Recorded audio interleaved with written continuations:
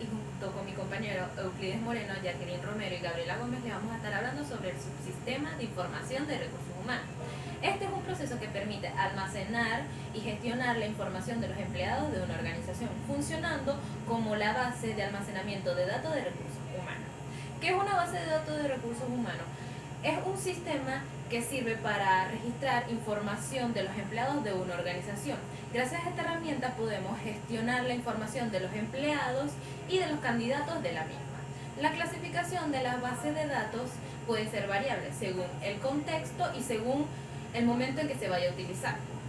Pueden haber tres variables, como según la variabilidad de los datos, que es aquella que depende de la estructura en la cual se organicen; el contenido, que es aquella que depende de la necesidad en la cual se vaya a implementar; y según la organización o modelo, que depende de la estructura organizacional de la empresa.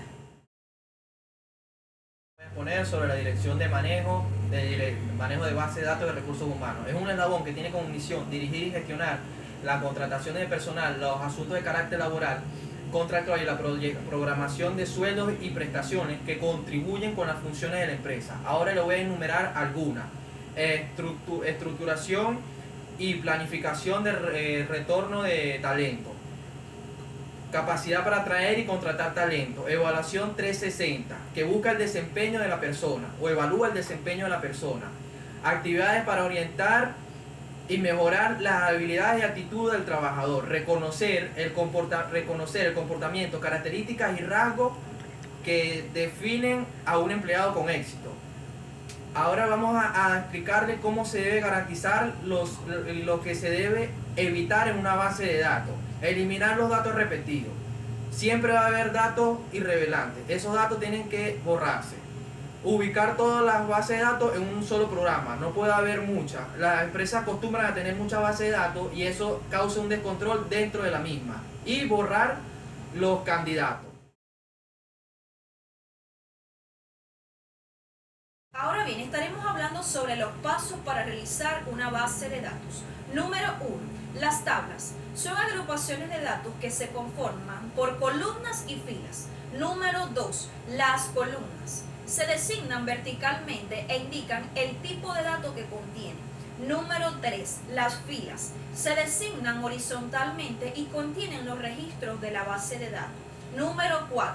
Clave o llave primaria.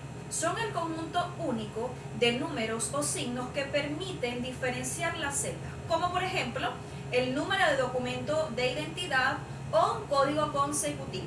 Número 5. La organización. Se debe definir la información que se requiere y una vez definida se podrá saber cuántas columnas se necesita y qué nombre o título se le dará a cada uno. Número 6. Configuración inicial. Se configura la base de datos de acuerdo a nuestros gustos o necesidades, como por ejemplo el tipo de letra, la alineación y los colores para diferenciar cada celda. Número 7. Se incorpora los datos. Una vez personalizada la base de datos, se procede a ingresar esta información en las columnas.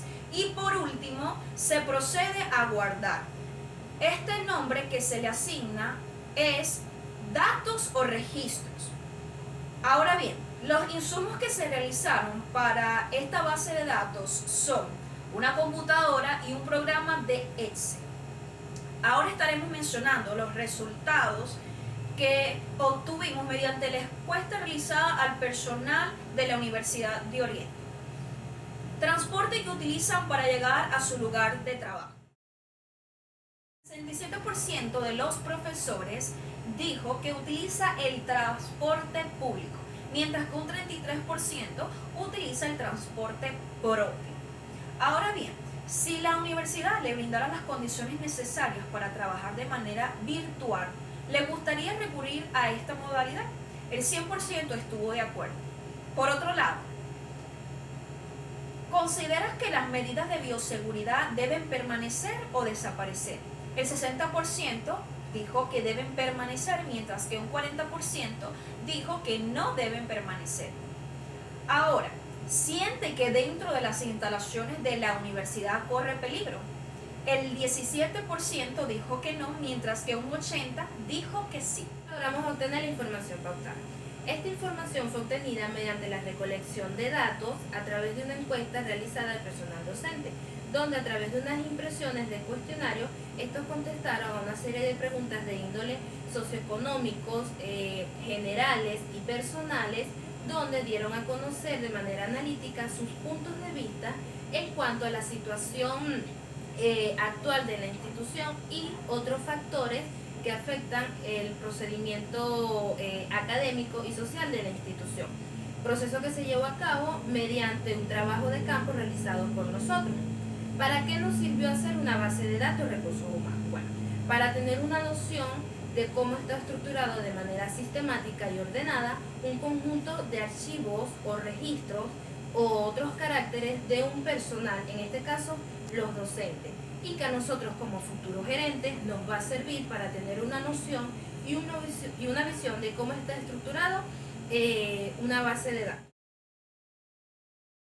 Para concluir, es necesario acotar que la base de datos nos sirve a nosotros como gerentes de recursos humanos para saber cómo almacenar la información y los registros de los distintos empleados y todo ese personal que forma parte de cualquier empresa. Saber su salario, saber datos personales, incluso datos económicos y procesos de entrenamiento que estos llevan a cabo para su desarrollo laboral y para el crecimiento en pro de la organización. Muchas gracias.